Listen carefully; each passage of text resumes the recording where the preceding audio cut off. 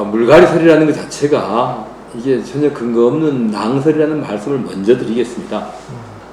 늘 선거 때가 되면 그런 이야기들이 괴담처럼 흘러나오는데요.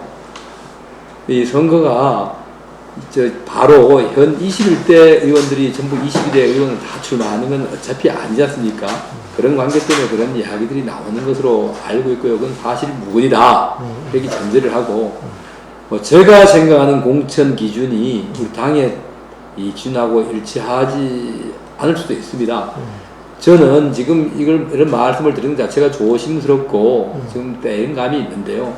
그냥 이것은 시기와 관계없이 누구나 일반론적으로 할 수 있는 것이, 정당의 후보의 공천은 그 정당이 추구하는 이념과 가치에 부합하는 사람으로서 당선 가능성이 높은 자, 그다음 그 지역 주민들로부터 신뢰를 받고 사랑받을 지지를 받을 수 있는 이런 사람들을 공천하는 것이 그냥 일반론적 기준입니다. 그 이상 드릴 말씀이 없습니다.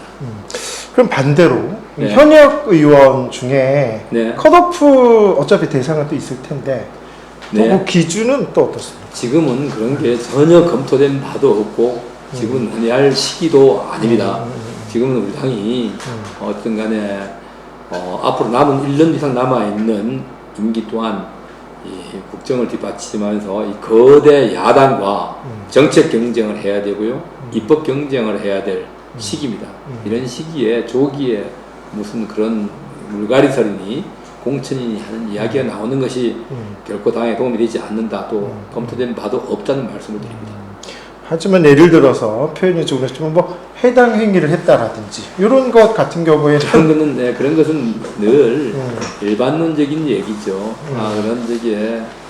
그런 것은 무슨 뭐 공천 기준이다 뭐다 할 것 없이 세상 사람들 상식의 범주에 속하는 걸 가지고 세상들 이렇게 다시 또 이렇게 강조하거나 재론하는 것 자체는 바람직하지 않다고 생각합니다. 좀 형사적인 뭐 이런 부분에 좀 뭐 걸려 있다라든지 뭐 투기라든지 뭐 그런 거는 지역의 주민들과 당원들께서 판단하실 문제라고 생각합니다.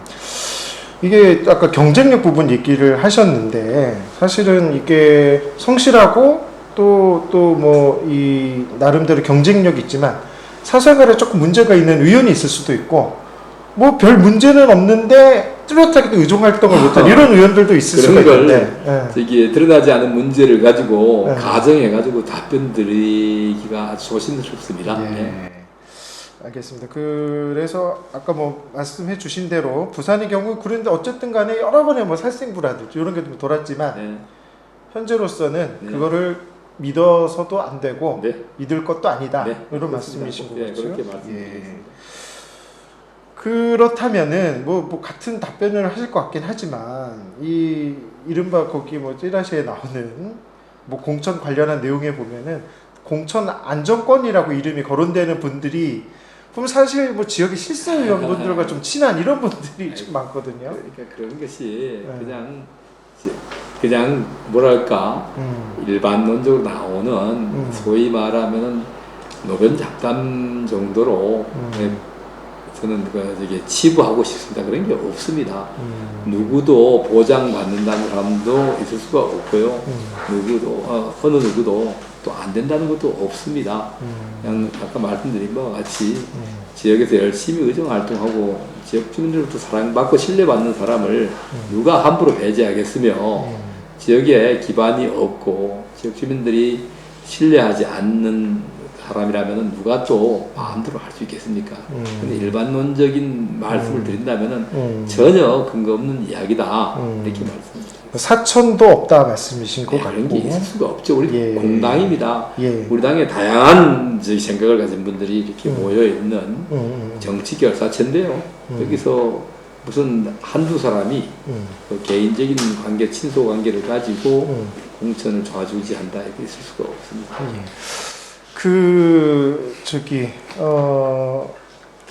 아까 그 경쟁력 부분을 좀 강조하셨는데 그렇다면 상향식 공천이 좀 뭐 주가 된다는 그런 말씀으로 받아들이면 될지요? 모든 게 그러니까 우리는 늘 이게 이런 걸 결정을 지을 때마다 상향식이냐 하향식이냐 여러 가지 논란들이 많습니다.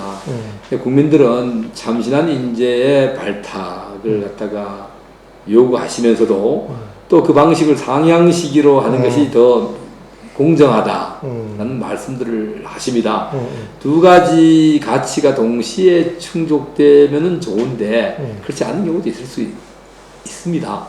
그래서 그런 게 상향식이 옳고 하향식이 그러다.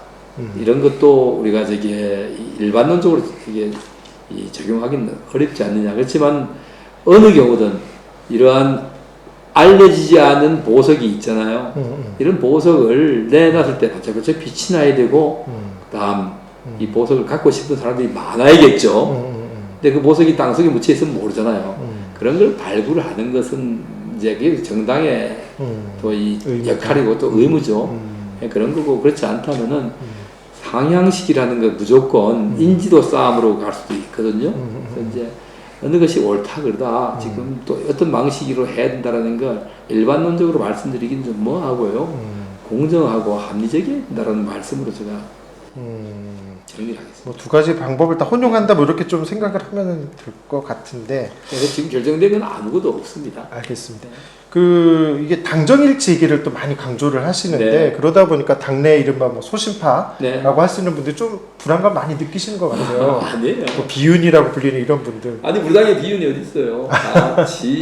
다 대통령과 네. 같은 철학을 가지고 있죠. 자유민주주의에 대한 확고한 신념, 시장경제에 대한 이런 신념이 다 있는 분들이죠. 그렇지 않은 분이 우리 당에 있을 리가 있겠습니까? 그런데 이제 물리적으로 이제 좀 더 자주 소통을 하냐 안 하냐 문제일 뿐이지 지향하는 가치는 똑같을 겁니다. 그리고 그런 것들이 무슨 이 소위 말하면 공천도 하나의 인사의 범죄에 속하는데 영향을 미쳐서는 안 된다. 그 기준은 오로지 아까도 말씀드린 바와 같이 즉 당원과 즉 유권자의 이런 표심입니다. 그리고 좀 전에 말씀하신 것 중에 당정일체론을 당과 이 대통령실을 수직적 관계로 이렇게 전제를 하고 말씀을 하시는데 그렇지가 않습니다. 당은 이 대통령실 또 정부와 늘 소통하면서 이런 이 상호 협력적인 관계를 유지하고 있지. 무슨 굳이 갈등을 불러서 밖에서 문제를 일으키고 갈등을 야기할 때 이것이 수평적 관계고 상호 협력적인 관계고 잡음이 없이 일사불란하게 이 물밑에서 조율하면서 이견을 조율해서 한 방향으로 나가면 이것이 수직적 관계가 되고 이 역동성이 없다. 이렇게 보는 데는 동의하지 않습니다. 지금도 당의 목소리를 다양한 방법으로 전달하고 있고요. 또 조율하고 정책 조율을 해가지고 정부의 정책을 정책에 영향을 미치고 있지 않습니까? 우리 민생과 관련된 이 전기요금, 가스요금의 인상 문제라든가 또 이 양곡관리법 문제 이런 문제에 대해서 당연히 목소리가 다 반영이 되는 거 아니겠습니까? 알겠습니다. 그러면은 뭐 어쨌든 아까 뭐 비윤에 대해서는 그 말은 아니다라 말씀하셨으니까 뭐 이를테면 비주류 이런 분들도 인위적인 뭐 그런 속가내기는 검토하지 않고 있다 이런 말씀으로. 그런 게 있을 수도 없고요.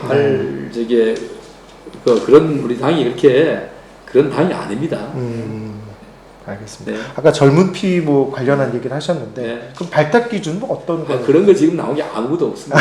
아무도 없고요. 네. 지금은 일상 누구나 어디서나 할 수 있는 그게 시공을 초월해서 적용될 수 있는 일반론적인 말씀을 드린 거지 우리가 내년 4월 10일 선거를 앞두고 우리 당의 기준이다. 뭐다 하는 것은 그냥 아니다라는 말씀을 드립니다. 그렇지만은 사실은 또 회자되기는 어쨌든 뭐 검찰 출신 분들이 많이 될 것이다. 공천을 받을 것이다. 그렇지가 않습니다. 지금 그것은 우리 당을 공격하고 이 정부를 대통령과 그 정부를 공격하기 위해서 만들어내는 하나의 프레임이다. 우리 당에 법조인 출신 의원들이 정치인들이 많습니다. 그러면 그분들이 법조인의 검찰이라고 하는 검찰에 몸담았다 해가지고 그분들이 검찰을 대변하는 겁니까? 아니지 않습니까? 그분들을 이미 와서 도지사도 하고 국회의원도 했고 또 국회의원하고 장관도 하고 이런 식으로 국정에 오랜 시간을 두고 국정에 참여했던 분들입니다.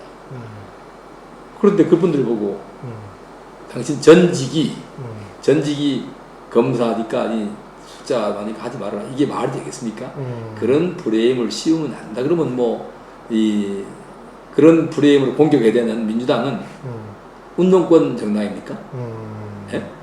거기다가 아니 그분들 저기 뭐 학생 시절에 물론 우리가 잘못된 제도를 고치기 위해서 저기 이 시위도 하고 해야 됩니다. 그렇지만 점거하고 남의 집에 강도하러 들어가고 목적이 좋다 해가지고 남의 집에 강도해가지고 실형을 선고받는 사람이 국회의원을 한다?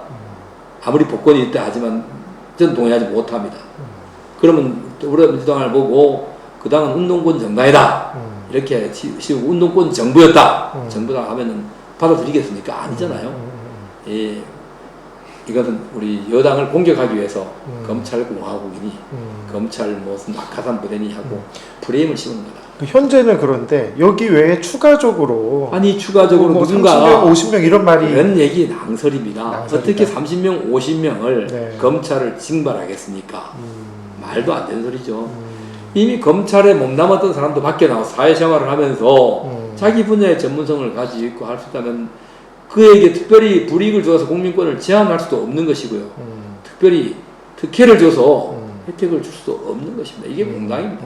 현직 검찰은 아니지만 뭐 검찰 출신은 있을 수 있으나 어쨌든 다른 역할을 하고 있다면은 그거는 뭐 검찰 증발을 할 수 아니 없다. 몇 사람이 뭐 할 수도 있겠지만은 예. 그런 문제를 가지고 예. 마치 공천이 잘못된 것처럼 아니 법을 만드는 입법부에 법을 잘하는 전문가가 아무래도 이 들어오는 게 도움이 될 거 아닙니까? 그럼 입법부가 법을 모르는 사람들만 모여가지고 공리공단만 하면 되겠습니까? 그러니까 그게 그들이 말하는 것처럼 그런 프레임을 씌우려고 하는 것처럼 저기에 그런 움직임이 전혀 없고 있지 않은 것입니다. 알겠습니다. 근데 이게 왜냐하면은 사실은 이게 당내 의원분들이 사실 그 걱정을 더 많이 하셔가지고 아니 그런 것들은 네. 당내 의원들께서 그런 걱정을 하신다면 그분들이 왜 스스로 그런 걱정을 해야 되는지 자, 경쟁력을 키우면 되는 겁니다. 이 주민들이 그렇게 우리 국민들이 그렇게 양화가 있는데 양화를 구축하고 악화를 갖지 않는다. 경쟁력이 네. 있다면 뭐 네. 흔들리지 않을 네. 거다 이런 말씀. 열심히 의정 활동을 한 현역들이 무엇 때문에 그런 걸 불안해야 합니까? 예, 우리 당내에서 삼선 용태론 얘기가 일부에서 좀 그런 나왔었잖아요. 얘기도 검토된 바 전혀 없습니다. 그냥 그거는 없고요. 그분의 개인적인 아니 뭐 소신이다. 어떤 분들이 그런 말씀을 하신지 모르지만 저는 들어보지 못했고요. 일단 뭐 조혜진 의원님도 뭐 그 얘기를 좀 했던 것 같아요. 모르겠습니다. 조혜진 의원이 그런 말씀을 하셨다면은 그분의 이제 뭐 신념이나 소신이겠죠. 근데 이 나이 먹었다고 과거에 고려장 치는 것과 그것이 삼선 용태론이 무슨 차이가 있겠습니까? 3선이 아니라 10선을 해도 필요한 분이라면 모시고 해야 될 것이고 초선 한 번도 안 했다 하더라도 제대로 못하면은 그런 분에게 이 공천을 주고 또 지역의 일꾼으로 이렇게 도와달라고 말할 수 없는 거 아닙니까? 알겠습니다. 그래서 굉장히 일단은 뭐 특별히 이거를 네. 뭐 제한을 두지 않고 현재 그리고 이제 아직까지는 시기가 멀었기 때문에 네, 총선 앞두고 시기도 그때 멀었고요. 룰을 네, 멀었고 그런 것들은 나중에 책임 있는 분들 거의 말하면은 그런 저기 이 위원회가 구성되면은 그런 곳에서 이 여러분들이 다양한 의견을 제시하고 그런 의견을 모아서 정리할 일이지 그걸 한 당 대표 한 분이 그 다음에 뭐 사무총장이 실무를 한다 해가지고 혼자 그런 걸 결정할 수 있는 구조도 아니고 예. 우리 당은 민주정당입니다. 네, 알겠습니다.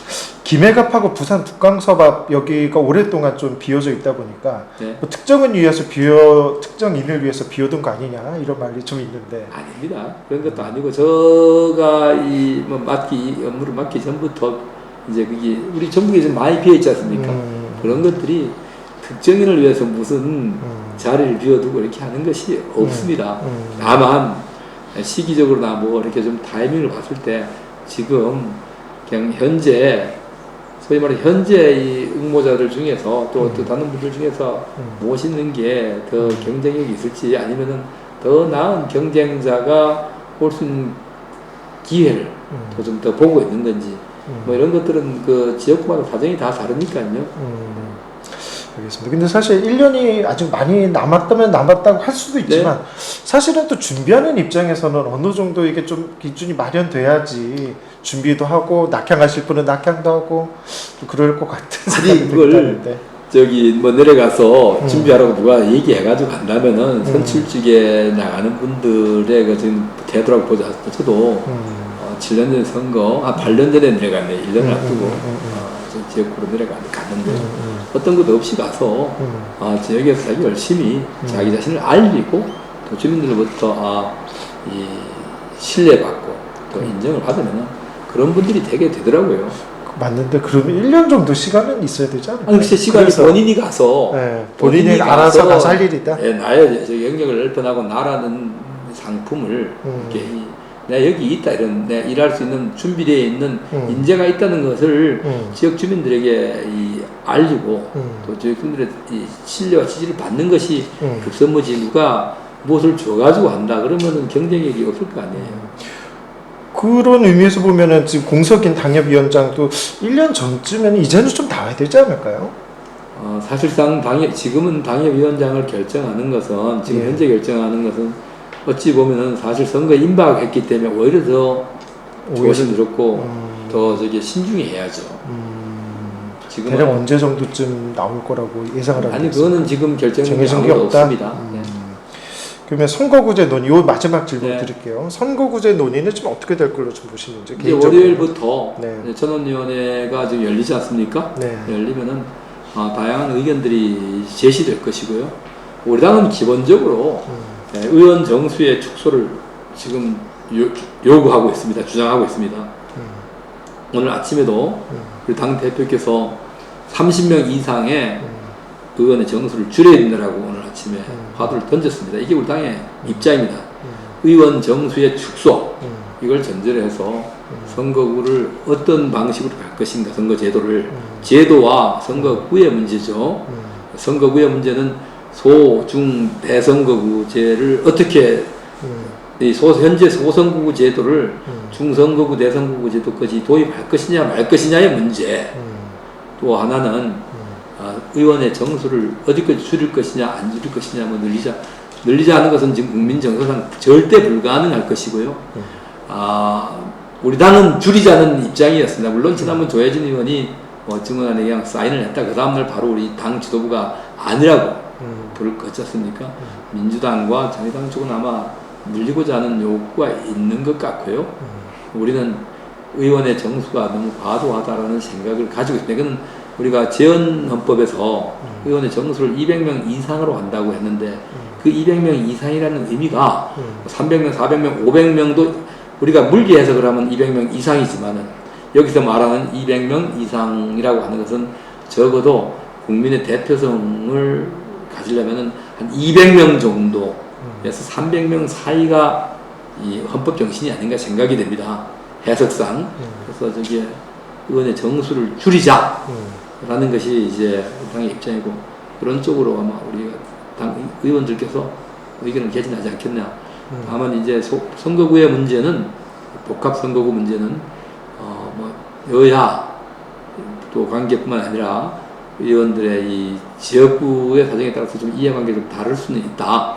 이것은 어떤 부분은 여야가 또 어떤 지역의 여야당 의원들이 수도권과 영남 이런 게 같이 갈 수 있겠죠.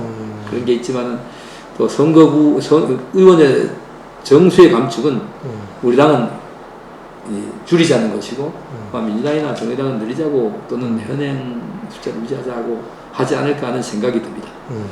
마지막 두 가지 질문. 네. 아까 컷오프 그거는 상식적인 차원으로 말씀하신 거잖아요. 네. 뭐 형사적인 뭐 그런 무리가 있다든지. 형사 사건도 한두 건이 아니잖아요. 우리가 교통사고 났다 해가지고 형사사건 됐다 해가지고 그런 부도덕하다 라고 할 수 있겠습니까? 마찬가지로 그런 걸 일률적으로 말씀을 드리기가 어려운 부분입니다. 그렇습니다. 근데 이제 그것뿐만 아니라 예를 들면은 뭐 해당 행위, 예를 들면 막말이라든지 이런 부분도 있을 수가 있는데 그런 거는 국민들이 판단하실 문제인데요. 네. 국민 일반의 상식에 어긋나는 분들이 표를 달라고 요구하기 쉽지 않겠죠. 네.